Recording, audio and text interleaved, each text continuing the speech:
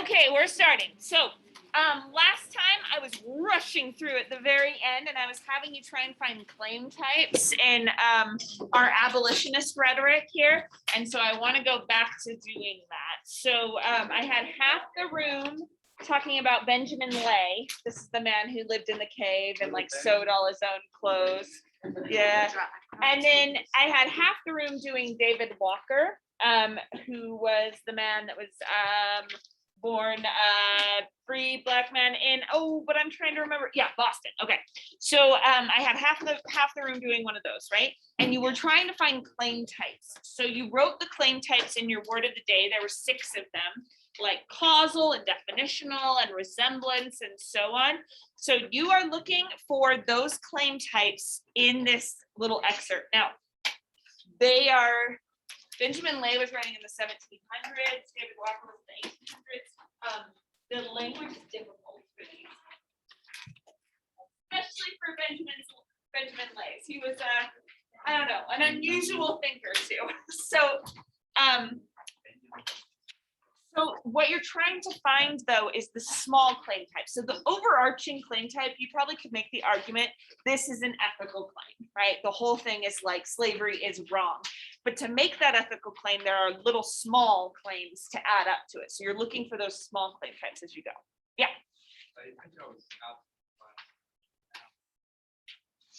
Oh, you never got a blue packet. Just grab one off the back table and that is yours to keep. Nope, you can leave that at home now. You don't want to throw it away, but you can leave it at home. I just threw it in. Really? I found it the other day. You were like, trash. Oh, I still have it. Good. I'm gonna actually. Okay, so you were doing this, I want to say you were doing this in pairs, is that right? No. Or in your normal groups? Okay, so I want you to find the 3 claim types. So under claim type, you're just writing the name of the claim type. So this is a definitional claim, or this is resemblance. Then it says paraphrase the argument. So it's just the argument of that particular claim, right? Then it says bullet points. So this is the part that's going to be a little bit tricky. You're trying to break down how the logic works. So look on your word of the day under effects. We wrote kind of how that logic works. So we'll say, oh, you show a category and then you show how the thing fits into the category. That's what you're looking for in their writing. So if he makes an ethical claim, how does he weigh the consequences to create that ethical claim? And then in the last one, it says effectiveness of the logic. And if I'm being honest with you, this is the part I care about the most, because this is the part that shows that you are able to actually analyze the writing. So, I want you to do the rest, but really focus on this last column where you are looking at his word choices and saying, okay, these particular word choices add up to this logical conclusion. It was good that he used this word choice for these reasons. Ooh, okay, yes. Do we have to do a different one than the one typed up before? No, if you typed one, you can, and you finish that. I just noticed that when some people turned it in, they just turned in a blank document because they were like, look, we didn't get time to finish this. And that was fine. But if you typed up a whole row of it, then just write turned in on Canvas up here and then do the last 2. Yeah. So we do all 3 of them? So this is just the same document that we did online. So if you already turned in the first row online, just write did on Canvas and finish it for 2 more. Okay. Yeah. So do we all read this paper or we do? I want everybody to fill it out. Yeah. All right. Any questions? Okay, cool. Go to it. I think we'll spend about 15 minutes, maybe a little bit longer on this. Okay. And if you have any questions, you let me know because this is really hard to do. I don't want to Okay, let me get your attention. So we're going to be moving into reading this book, Narrative of the Life of Frederick Douglass, an American Slave. That's the full title. It is not, the first reading is not due next time. Next time you are doing your Scarlet Letter papers. So yes, I know you've all started on it, so you'll be fine. I actually did. Good. Yeah, All right, so for next time on the paper schedules that I gave you at the beginning of the year, if you've been following along, I don't know if you have, but if you've been following along, There's an assignment on there that says annotations that's due next time as well. We're not going to do that one because we're a little bit behind. So we're not doing that one. But looking forward, you'll see that that's when I start looking at Frederick Douglass stuff. So, not next time, but the time after, you'll have read some of Frederick Douglass.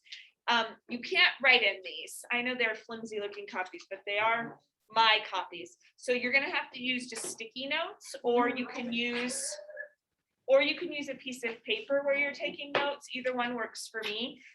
But what you are paying attention to as you read, and I'm saying this for those of you who want to get a head start, you're paying attention for tricks that he is using, like language tricks that he is using to try to convince his audience of his message. Obviously, his message is going to be primarily anti-slavery, but he's got other messages along the way that you could be thinking about as you read. I haven't had anyone read this yet who didn't like it. It is a fascinating story, and he's an amazing writer. So you'll get sucked into the story. You'll actually enjoy reading it, even though it's like a very obviously an off-putting topic. It's still like a really nicely paced like story. And the reason it kind of fits into that is because he was writing inside a genre. So our word of the day is genre. Such a nice free.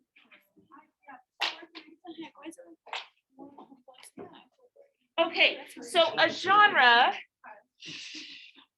That makes sense. is a category of storytelling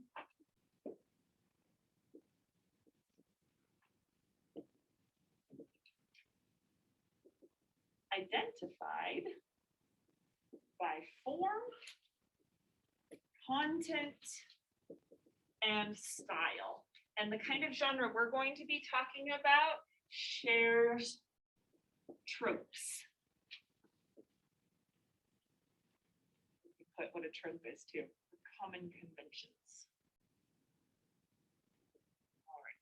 So a genre, we're used to talking about genre a lot for movies, especially genre in films. It will have a certain pattern that it follows. So if you watch a romantic comedy, for example, you always have some kind of meet cute at the beginning when two people meet in a very cute way. And then usually you have them start to like each other a little bit, and that's part of the genre trope. And then you have some kind of big misunderstanding, something that they fall apart, right?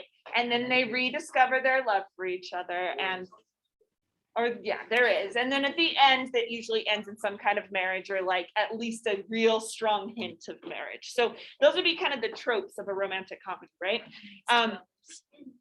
Stories in books obviously have these kinds of genres as well. And one of the genres, the genre we're going to be talking about, is a slave narrative. So for your example, you're writing down slave narrative.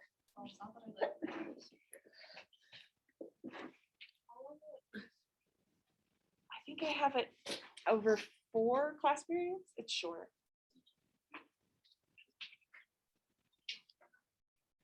Okay, so the slave narrative, okay, hold off on writing effects. We're going to talk about effects here in a minute, but I want you to take some notes about what is included in a typical slave narrative. So you write these in your notes in your binder, because there's a bunch of them. They won't fit on word of the day.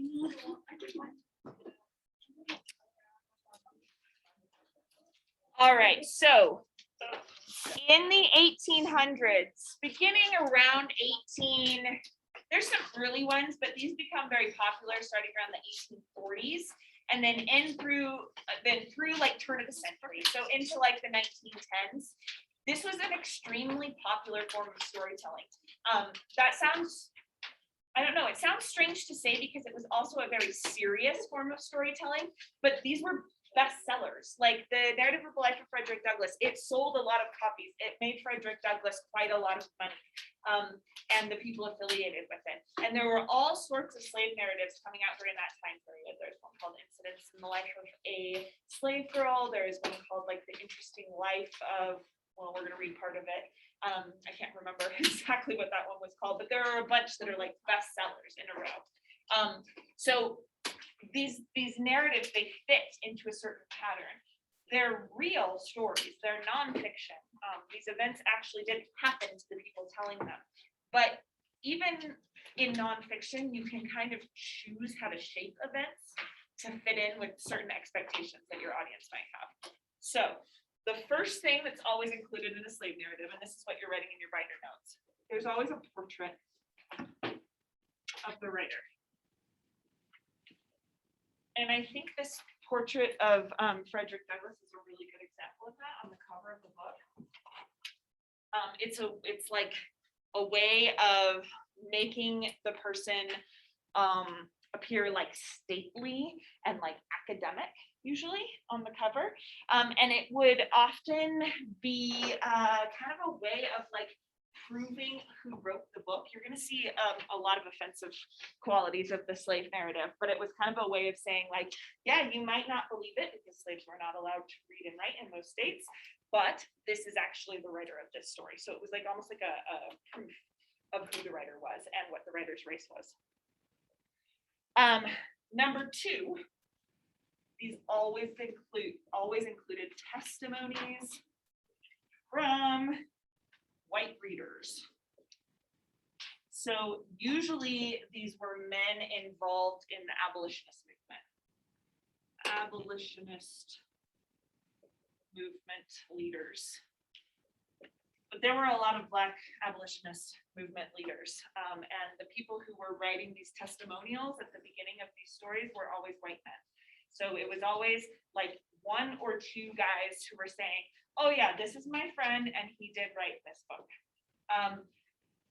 It was kind of had two purposes. One, it's to say like, hey, this guy's cool, you know, he's with us type of an attitude.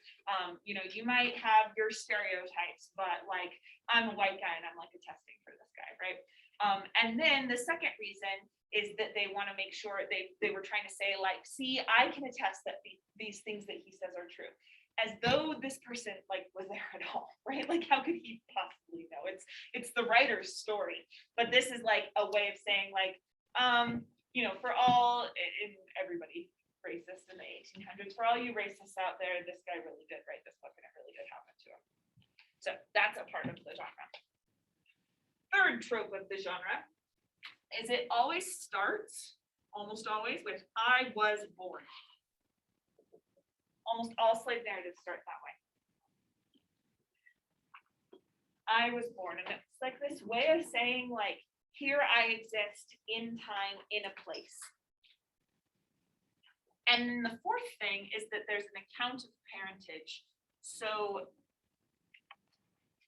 usually parentage, like who the parents were. Usually they knew who their mom was, and oftentimes it was not quite secure on who the father was.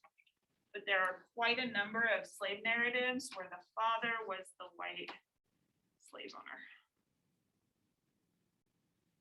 So there's, I think, most of the most popular slave narratives. So like in Frederick Douglass, for example, he'll say, this is who my mom was, this is where I grew up, this is what happened to my mom.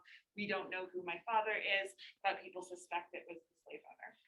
So obviously a slave owner is not going to take ownership of their kids. And if they are with a Black woman, with one of their slaves. So this is kind of a way of pointing out that particular evil. All right. Number 5, these stories will always include stories of cruelty under one master, at least one. And that will almost always be stories of whippings. That was kind of the story that abolitionists in the 1800s were using as kind of like a common story that everyone could agree was wrong. Like everyone could see that kind of physical action and say, oh yes, we all agree this is evil. So we don't have to think about like all of the, I don't know, other complicated, horrible things that were done if we can all agree that hitting somebody with a whip is evil. So there's almost always a depiction of that in these books. But there is also, and this is super interesting, some sort of account of one slave who resists. And that could be the writer himself, or it could be somebody else, like in Incidents in the Life of a Slave Girl. She's just describing somebody else that she saw do this. But they'll have some some story of someone who like actually escapes, or somebody who stands up to a whipping and says like, I'm not going to take this anymore. And what's super interesting about these stories is like the person will be successful. It will have at least one story of someone who resisted and was successful. Then there will always be an account of reading and writing. And there will be a story about how they weren't permitted, the writer was not permitted.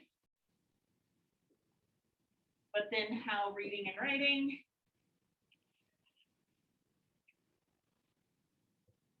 led to freedom in some way. There's a real priority on learning to read and learning to write, education as a way out of slavery in these books. Number 8, there will be a depiction of Christianity. And put it in quotes because they are almost always looking at that very negatively, depiction of Christianity in a slave master.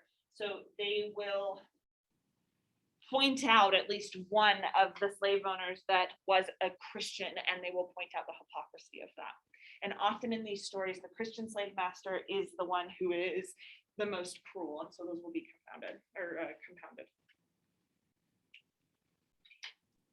right, 2 more. I'm going to put them up here. There's always an account of like the capitalism of slavery. It will be like,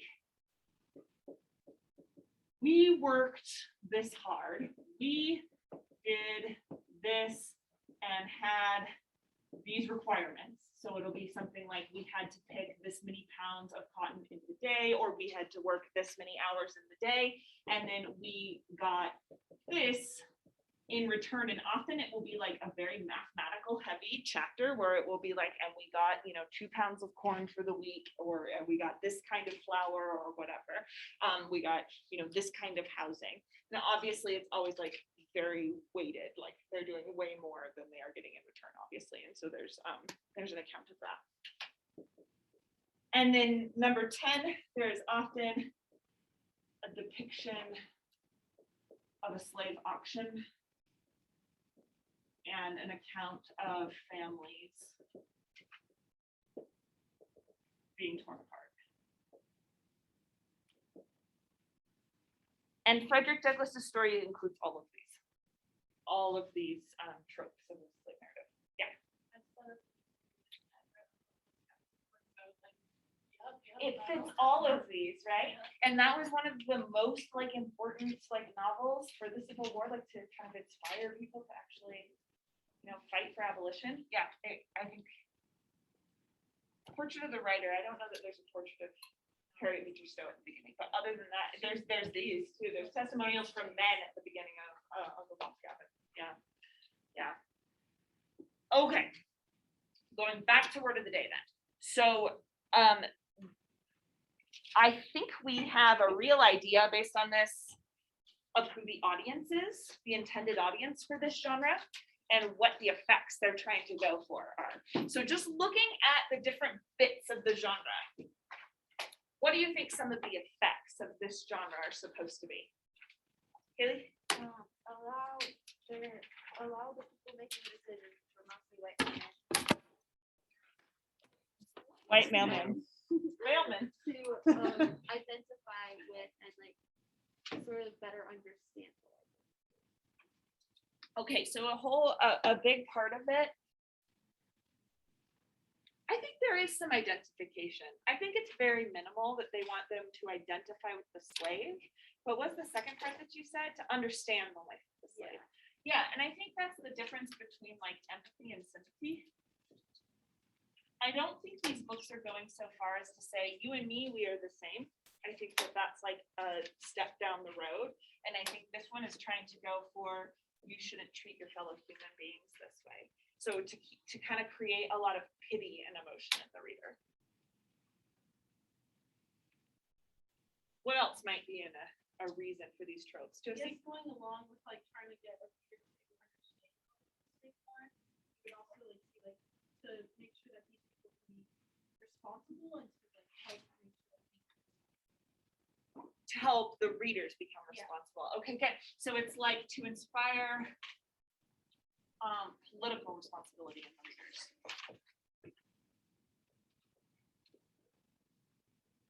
Yeah, and I think that's a really important part of tropes like this one and tropes like this one. Things that they might already be participating in, even though, like, let me ask you this. Do you think that the readers of this are going to be Southern white people or Northern white people? Northern. They're trying to, most of these slave narratives are trying to inspire Northern American. There are some British slave narratives, by the way, that fit into these tropes too, but the ones we're looking at, they're trying to inspire Northerners, right? And Northerners are kind of, arrogant about it. Like some of the rhetoric that I read, it's sort of like this is a Southern problem, the evils of the Southern man, the Southern white man, so evil and so on. But Northerners not recognizing their own complicity, like, hey, part of this that you are participating in is that you're buying cotton clothes, or you are like smoking tobacco, and that makes you complicit in this too. Or the fact that you belong to a Christian church that doesn't seem to be addressing this issue. They're trying to get the Northerner to feel that personal responsibility. Grace? Yeah, just kind of like they don't really have a lot of ways to get their like thoughts and emotions out. So like one of the only ways that they can like share the things that they're going through and share like, this isn't okay. It's like to write a book. Okay, good. So with this, you get a mass platform as well. And especially when you consider this part of it, there's an entire movement behind slaves who want to publish memoirs. And so there's this, like, you're kind of entering into a community, and you have that community of support. What about some of these other tropes? Why do you think that this kind of story wants to include a story of reading and writing?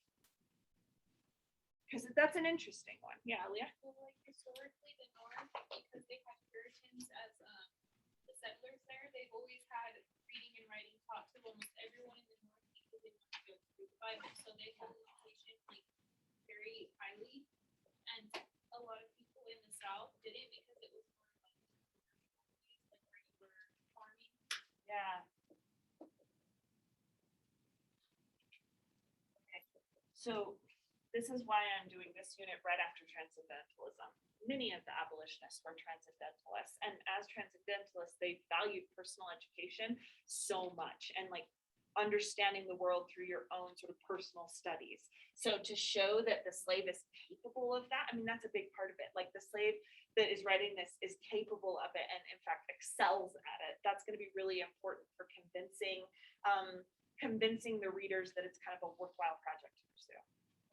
Jane, what were you gonna say? Oh, okay, sorry, I stole it. All right, any other reason why you do reading and writing, Kayla? I think they can talk about that. It's like this huge idea that this race is have that they're trying to point out, hey, look, we can write this, we can do all of these things. We're not as different from you. Yeah.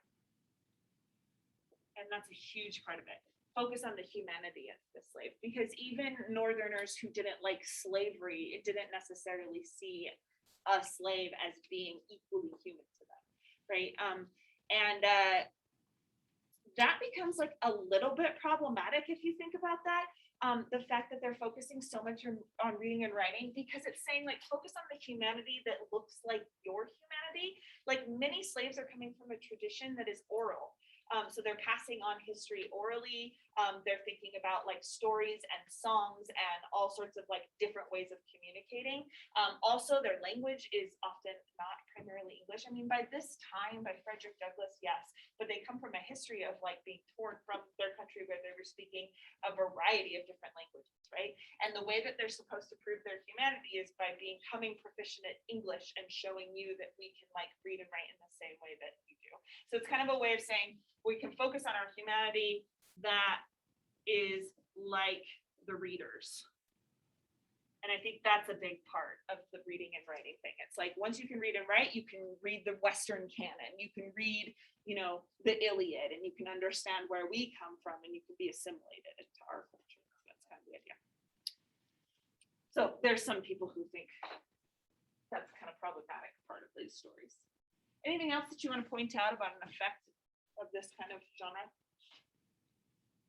All right, so when we're reading these things, we're thinking about them as a genre, we're thinking about them as a piece of rhetoric. So like sometimes I'll get kids that will be like, we learn more history in English class than we do in history class. They're like, why are we learning so much history? That's my voice for you. I was doing an impression of you. I don't know if it's on.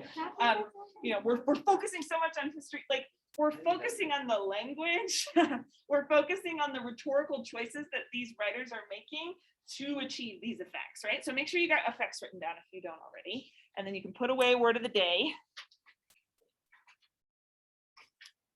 And a big part of these stories is going to be what we started with here, this idea of sympathy in the reader. And one of the ways you create sympathy is by appealing to someone's pathos, their sense of values, right? So we're going to look at an example of one of these. Not Frederick Douglass. We will get to Frederick Douglass.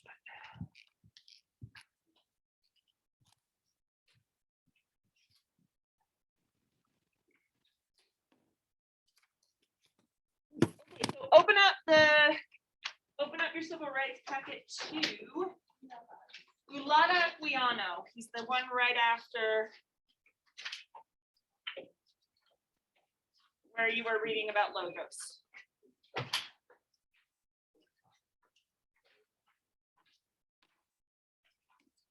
And now I can't remember if it's Aquino or Equiano, so we're going to find out when I play this.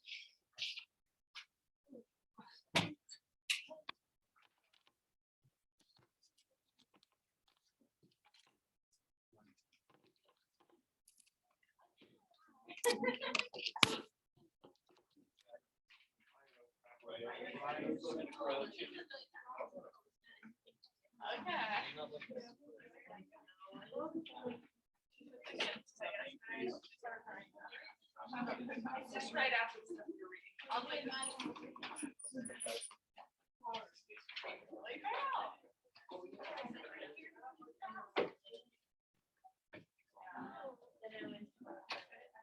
I need the volume.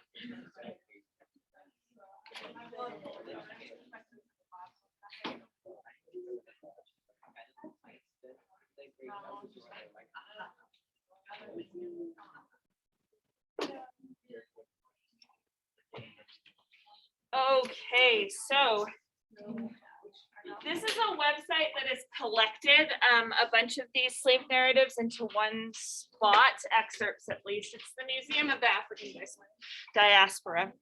And we're going to listen to Maya Angelou explaining what the exhibit is all about first. So just listen to this part.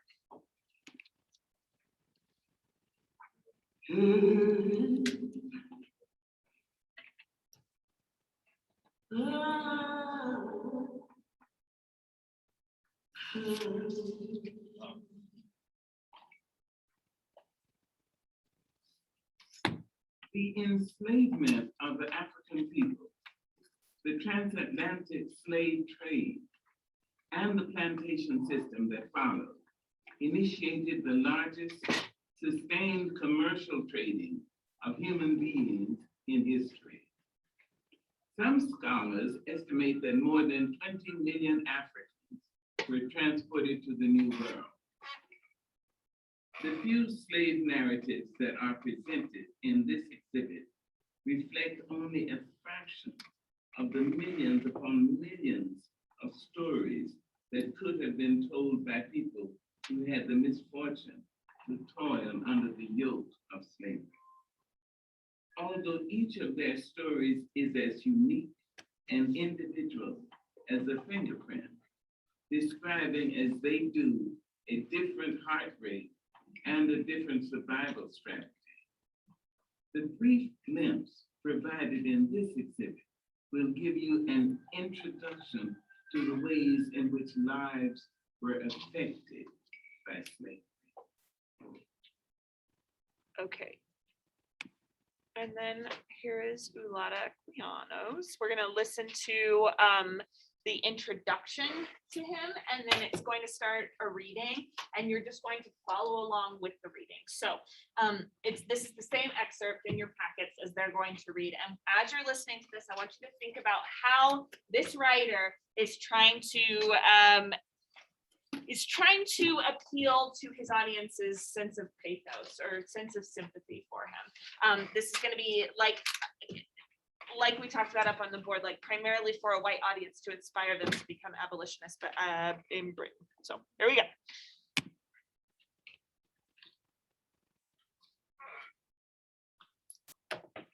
Olaudah Equiano was born in 1745 in what is today Nigeria. As a young boy, he and his sister were kidnapped, gagged, tied, and taken from their home. During his life as a slave, Equiano was sold 10 times and underwent 3 name changes. The following passage was taken from his autobiography.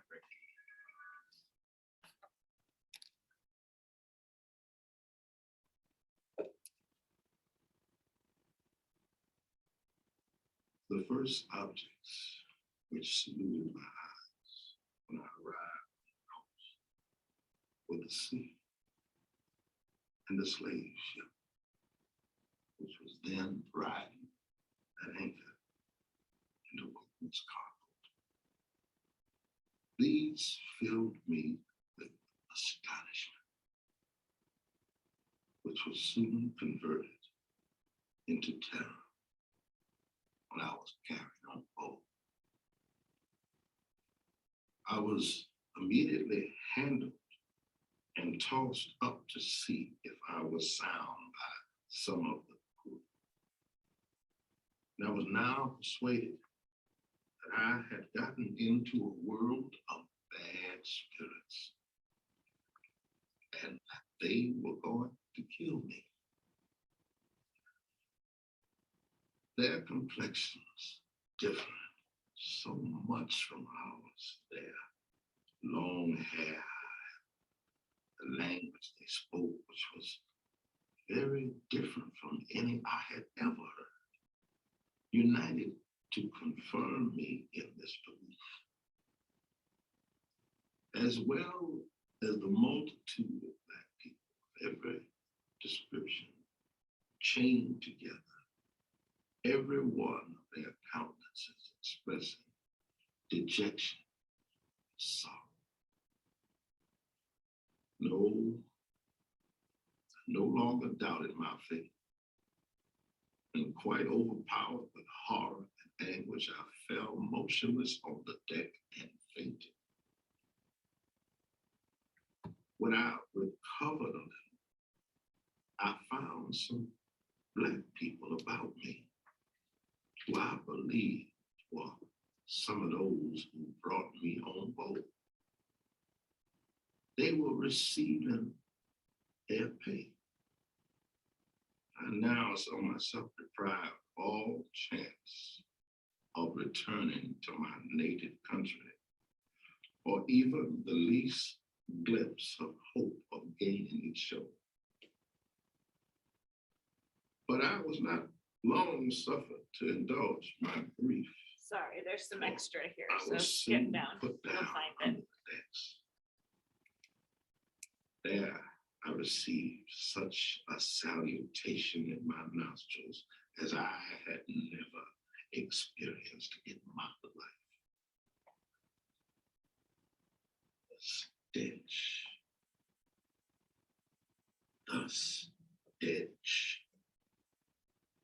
the closeness of the place, the heat of the climate, the number of us forced to live in those conditions which scarcely room to turn almost suffocated us.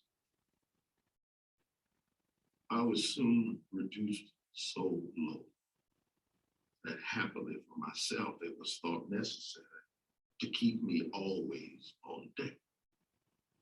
And because of my extreme youth, I was not put in chains. One day, where we had a smooth sea, moderate wind, two of my weary country who were chained together, preferring death to such a life of misery, jumped into the sea. Immediately, another quite dejected fellow also followed their example. There was such a noise and confusion amongst the white people to go after the slaves. Two of the wretches were already drowned, but they did get up and afterwards flogged him unmercifully for thus attempting to prefer death to slavery.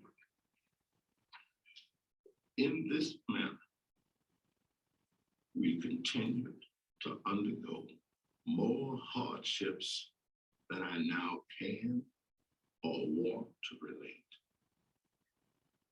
Hardships inseparable from this accursed trade that still causes so many of us to prefer death to slavery. Death to slavery. Okay, sorry, I thought that recording had all of this in it, but there's some chunks of this that are from his book that the recording doesn't have because it was meant for a museum listening experience, so they shut it, they cut it down quite a bit. So what I'm gonna have you do now, it's very similar to the Logos assignment, but this time you're gonna be focusing on pathos and how Ulata Equino, Equiano, appeals to pathos. Also not.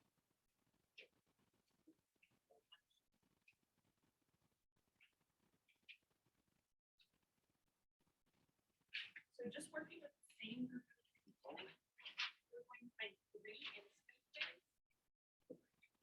in this excerpt, 3 sentences in this excerpt that you think are appealing to an audience's sense of pathos. So remember, pathos is about evoking an emotion, but it's about evoking an emotion through appealing to the audience's values. So you're trying to think who in the 1800s, is that the date? On there?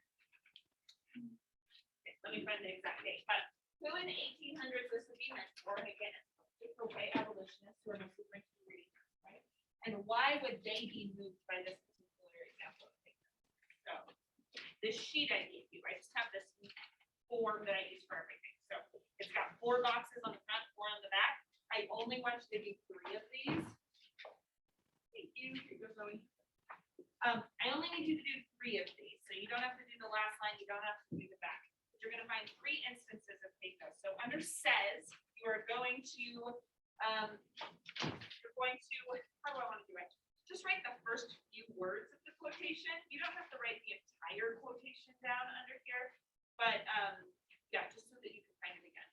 Under does, you are talking about the emotional impact of that. Since we're talking about pathos, you're thinking, what is the emotional impact of the word choices and everything uses in this sentence?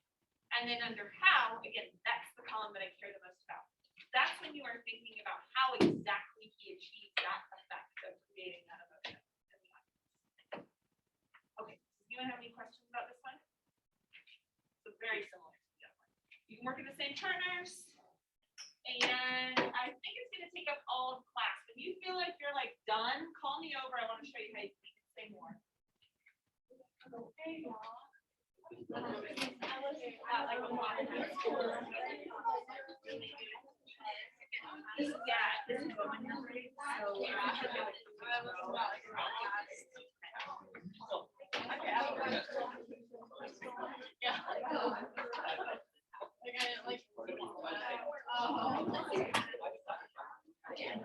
And you can use portions that weren't in the recording. Sorry, you can read through if you want to.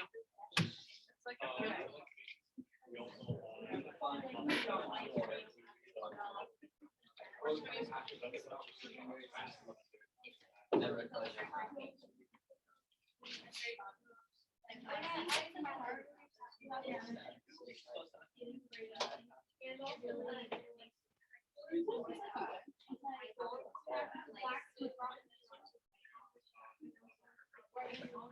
Oh, yeah. Cause like, it gets like, it does a lot, kind of makes it really dramatic. Like, I can never see your family. These things that just something else. But we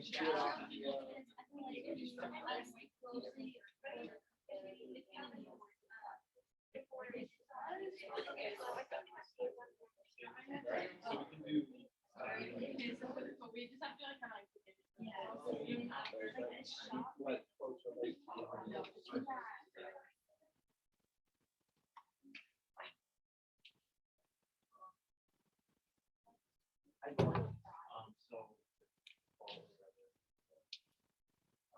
I know it's late, though. The last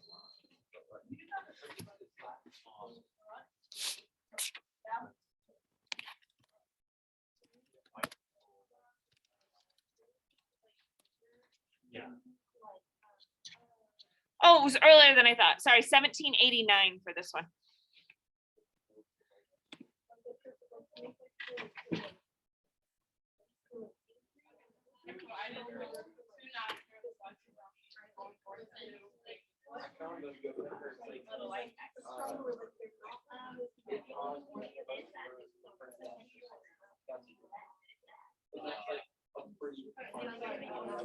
I did like all this, you know, like, they're like, not like,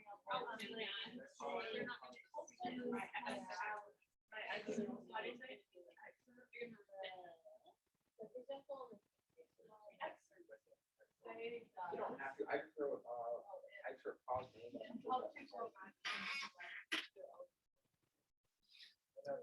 When you're thinking of the does column, try and think of specific emotions that it's going to evoke too, because with Kate does, you are gonna get that emotional response to it.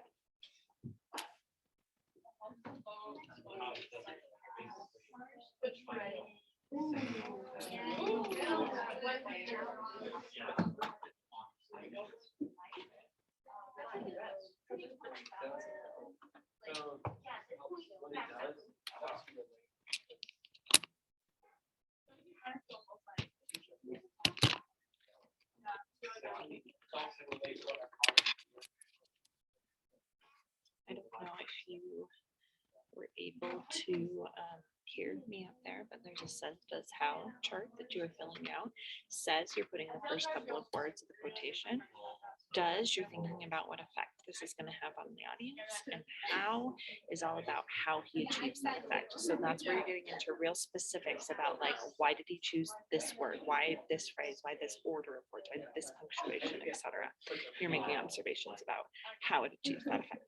So you'll do that with 3 quotations from the Ulata Equiano excerpt in your book. Okay, and then that will be all for today. End the video. I'm gonna put that.